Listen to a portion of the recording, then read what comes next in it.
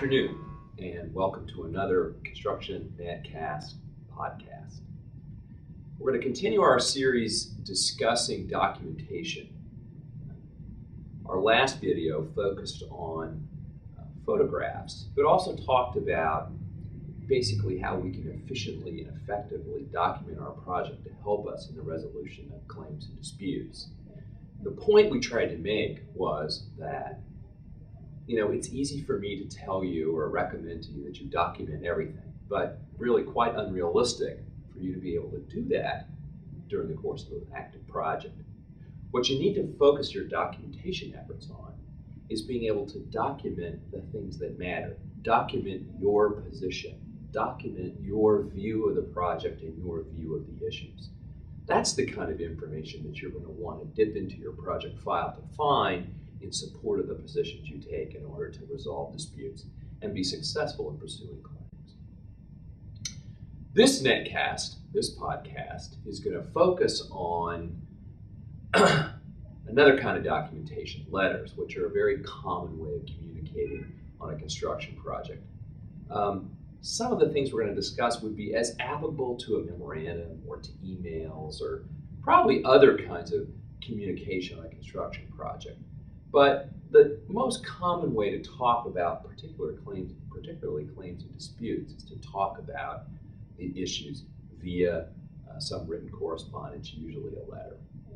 Now, there are some sort of what I would call general guidelines, rules, recommendations, ideas, suggestions related to preparing good letters, to writing good correspondence. And I'd like to go through some of those points kind of item by item at this point.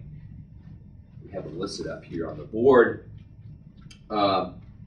focusing on correspondence, which could also be memoranda, which could also be emails. Let's talk first about, essentially the circumstances under which such correspondence would be necessary, and also talking a little bit about content and form. Let's talk about when some kind of communication is necessary. If you receive a letter from someone, typically that letter needs a response. Now, not all letters need response, but basically, primarily, particularly when you're talking about disputes or problems on the project, any letter that would address something like that would need to be addressed. I mean, I even had a client that every time they received a letter from the other party to the contract, they would prepare and issue a response, and then they would copy the response on pink paper and staple it to the front, just as a reminder to themselves to make sure that they responded to each piece of correspondence that needed a response from the other party to the contract. Now, that might be a little bit over the top, but it was illustrative of the point, which is that you want to make sure that there is a written response to every written assertion that exists in the paper file. It is not really true that whoever ends the project with the biggest pile of paper is the winner. That's not really how it works. But it is important, particularly in dispute or claim situation, that the written record contain the information that you need in order to substantiate or pursue or support your position. It's important that it be contemporaneous, meaning that it be of the time, that it not be prepared after the fact, perhaps long after the project is over.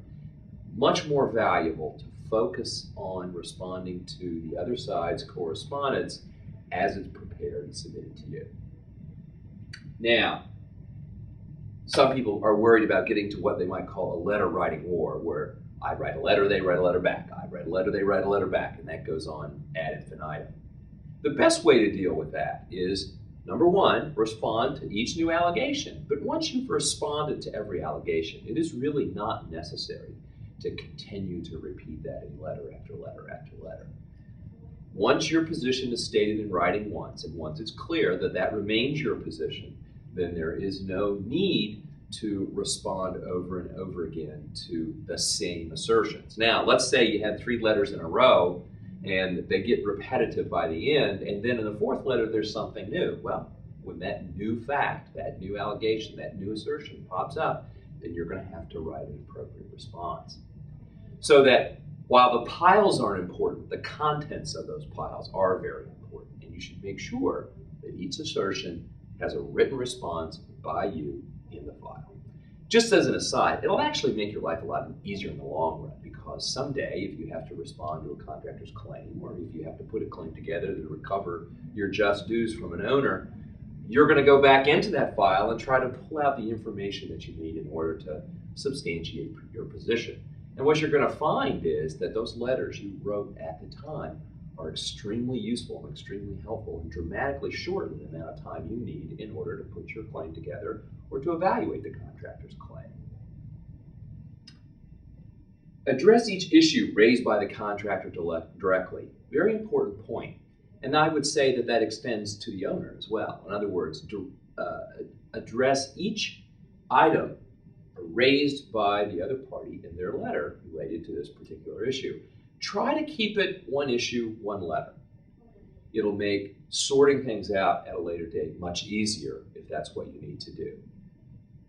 In addition, within each letter, make sure you address each specific item within the other party's letter.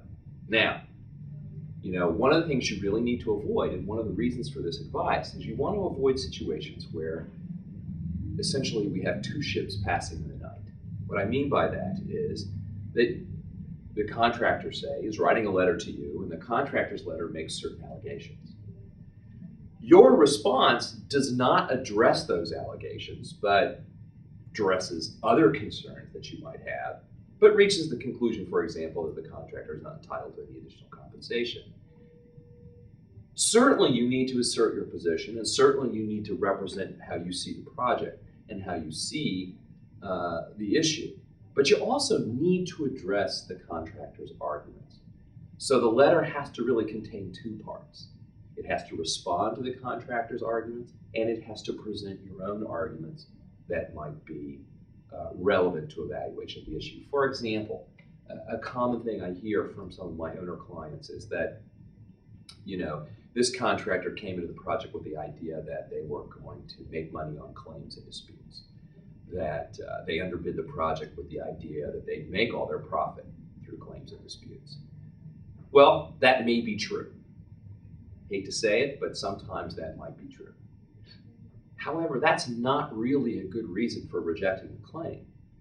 The basis for rejecting a claim has to be based in the contract and the facts as we understand them on the project. So despite how the owner might see the motivation that the contractor, it's important for the owner to focus on the specific allegations made by the contractor. That doesn't mean that their view that the contractor underbid the project with the idea of making profit on claims and changes is irrelevant. It just means that in addressing the contractor's claim, that can't be the primary response. You have to address the contractor's specific allegations. And the same would be true if the table was turned and the contractor was defending himself against the owner. Use references when responding. The truth of the matter is that we all want to be persuaded. This is a persuasive document you're writing. You're trying to convince somebody that you're right. And the way to convince somebody you're right is not to generally make allegations. The way to do it is to point to specific facts, contract references, reference pictures, reference correspondence, whatever documentation or facts that you are relying upon in order to assert your position. You need to clearly reference those documents in your correspondence so that the other party can satisfy themselves that the facts you've identified are in fact true. Let the facts in the contract speak for themselves. I actually recall seeing Dragnet, maybe I date myself then that way, but I forget exactly which officer it was, but he used to talk about the facts, man, just the facts. And that's really the point of the correspondence as well. Sure, your conclusion is your opinion. It's based on the facts and arguments that you make. But when I read your opinion, that's not all that should be there. I should see a very reasoned argument that starts with, if you remember your pre-college composition, this is what I'm going to prove to you. Here are the facts and arguments that support my conclusion, and here's my conclusion restated based on those facts and arguments. That's a good format for any letter, and that would be a good format for the example we're going to show you here in a second.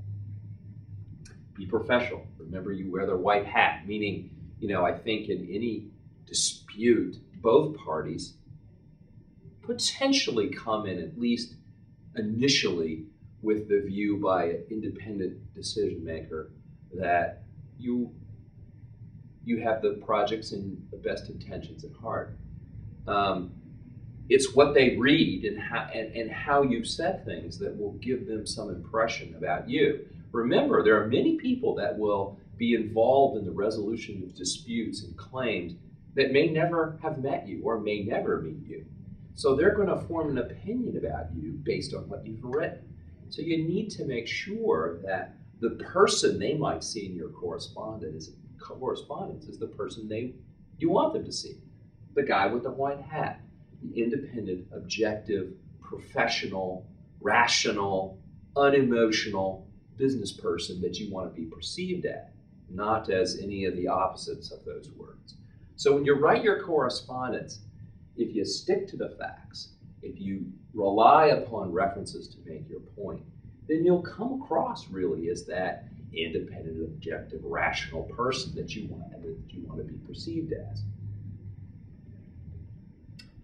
Other reasons we might have correspondence to keep everybody informed, give notice of events. Probably as it relates to disputes and claims, that might be less of a situation or less of an issue. But even in those situations, it's usually a good idea, for example, for you to describe in the correspondence the next step in resolving the dispute. Okay, we don't agree. What do we got to do now to get to resolution? Remember, the vast majority of construction disputes are resolved by negotiation. And we don't want that successful negotiation to occur on the courtroom steps after we've spent perhaps thousands of dollars or much more getting ready for the litigation. We'd like to resolve that dispute much earlier than that if we could. Letters and memorandums should follow all oral direction. I think that's pretty true on a construction project. The reality of it is that it serves two purposes. One, it shows or proves that the oral direction was given. And two, it makes sure that the oral direction that was given was understood to be oral direction and will be acted on appropriately. Insist on timely notice, insist on timely action.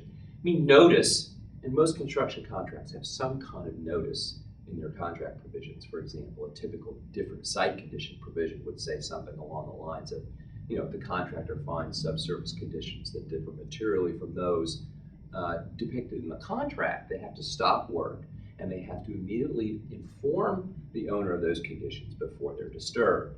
So you should really follow that. As a contractor, you should follow those contract provisions. It will ultimately make your position much stronger. You don't want to give the owner a reason to reject your dispute purely because you failed to tell them about the problem.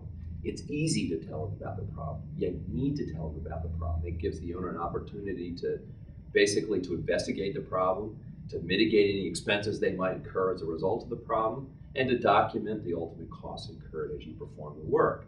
And that documentation, mitigation, and investigation steps are all important to the owner, and the chief reason really that the owner requires notice in their contract. So pay attention to notice, and as an owner you really should enforce it because it is valuable to you. Finally, more of a reiteration perhaps, but keep correspondence impersonal. This is just business. We're not trying to deal with any personal issues in this correspondence. This is not the place for that. There might be a place for that, but it's not in correspondence on a construction project.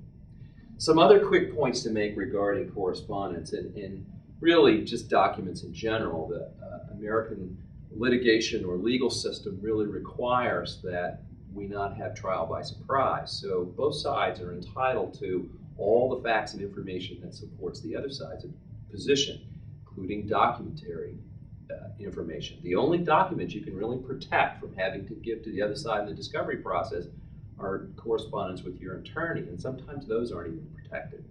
So don't rely on some privilege to protect information from being given over to the other side. Remember, everything you write is obtainable by the other side, and that really basically brings me to the idea of electronic documents. When you delete an electronic file, honestly, It's not deleted. It's still there. It still exists. It's still on your hard drive. Now you might say, well, yes, but it'll get overwritten and nobody will be able to find it. You know what? It has to be overwritten 9 times before it can be discovered. So if you want something not to be discovered, never write it in the first place. That's really key. Now let's talk about and look at some examples of correspondence. Now I understand these might be a little bit difficult to see, but our first letter is a letter from the contractor to the owner seeking reimbursement for some additional welding expenses on a bridge project. It's a real letter and a real project, and the contractor really wrote this, and these are the real words the contractor used. I'm not going to go into great detail on this letter. What I'd like to focus on are the owner's response, which I think will give you some sense of how you might be able to write a letter better. And I'm also ultimately, underneath here, going to show you sort of our version of what the owner's response might be. So let's look at the owner's response now and kind of read a few paragraphs. I'm not necessarily going to go in any particular order here, but let's start with this provision right here, okay, this paragraph. Review of the alien contract documents submitted by the contractor reveals only that they are welding specifications applicable to other projects.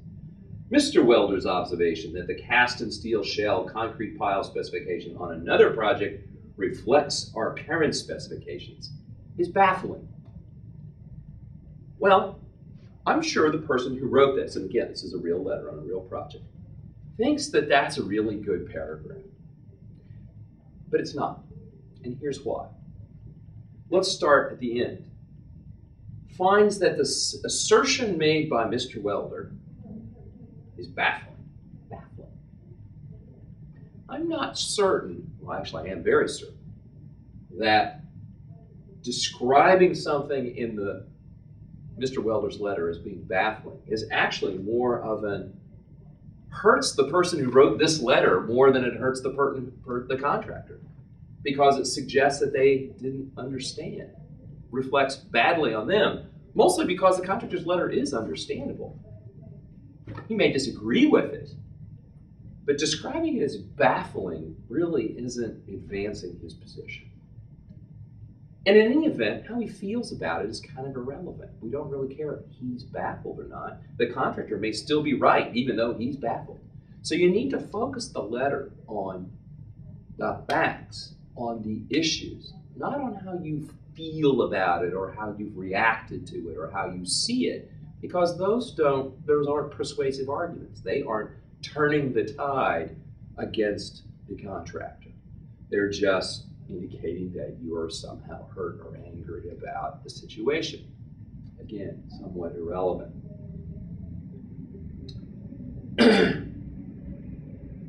Here's another one. The contractor's request for additional compensation for scheduling delays and resource delays has no factual basis. The agency takes exception that this request for additional compensation was made in the name of a contractual non-persona Joe Welder. Mr. Welder's statement that he prepared the notice of potential claim without review of the correspondence file and with little or no personal involvement in this case is disturbing. Disturbing.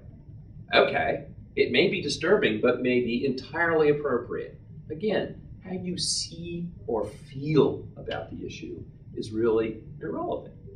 I mean, the way to address this is, rather than making the assertion that their request for additional compensation has no factual basis, well, describe to me what factual basis you expected to see that you didn't see. What is it that you would have expected to see? What would have proved their position that didn't? In other words, be specific. Address the allegation. Don't just make general statements. And certainly don't try to turn the tide by talking about how you feel about the problem. I think another thing that you would find if you read this letter is you would find that this letter does not specifically address the contractor's letter. The contractor makes the allegation that it incurred additional costs and delays because the owner inspected every well. This letter says not one word about that issue.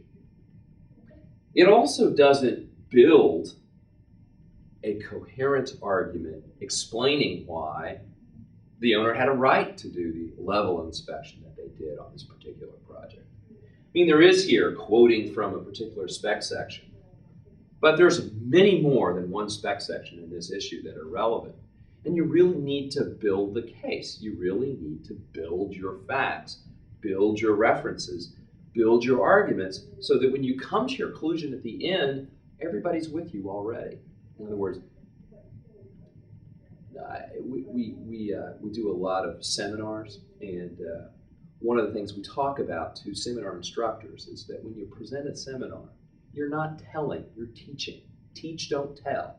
A letter should be teaching. You're trying to explain, educate, bring people around to your way of thinking, not telling.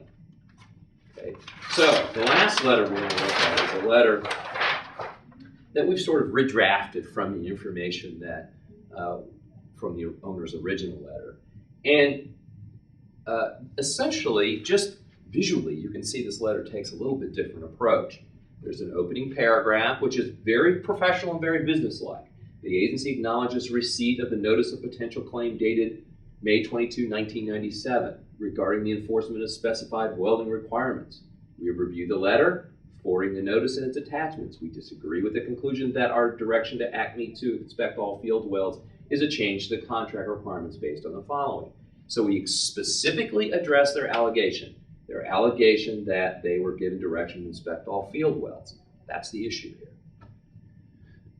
We then go down through this relevant specifications, step by step, until we reach the conclusion that we think everyone should reach once they read the appropriate contract provisions and review the facts associated with the project. We refer to standard specification 49-5.02. Then we connect that with the next spec, and the next spec, and the next spec. The conclusion, the fact that the contract language related to the inspection of the field wells was modified in subsequent agency contracts does not change the requirements of Acme's contract. In other words, the fact that maybe in other contracts written by this owner on other projects, the way the contract language was written changed does not mean that the contract language for this particular project was inappropriate or wrong. So the bottom line here is that we've developed the argument so that when we come to our conclusion, for these reasons, Acme is required to provide inspection of all field welds, you're already there, and you already agree with us. You already agree with the drafter of the letter. So I think if you keep these basic points in mind, essentially that you need to respond to every piece of correspondence that comes from the other side that raises a new issue or allegation or argument, and that you need to stick to the facts, be professional, keep that white hat on, and focus on a professional, independent, objective, persuasive documentation will end up with the very best correspondence, and really put your best foot forward should it ever be necessary for you to try and resolve this dispute in a claim situation. I'm Scott Lowe. I'd like to thank you for downloading this podcast. If you'd like to see more of these podcasts, please go to constructionnetcast.com.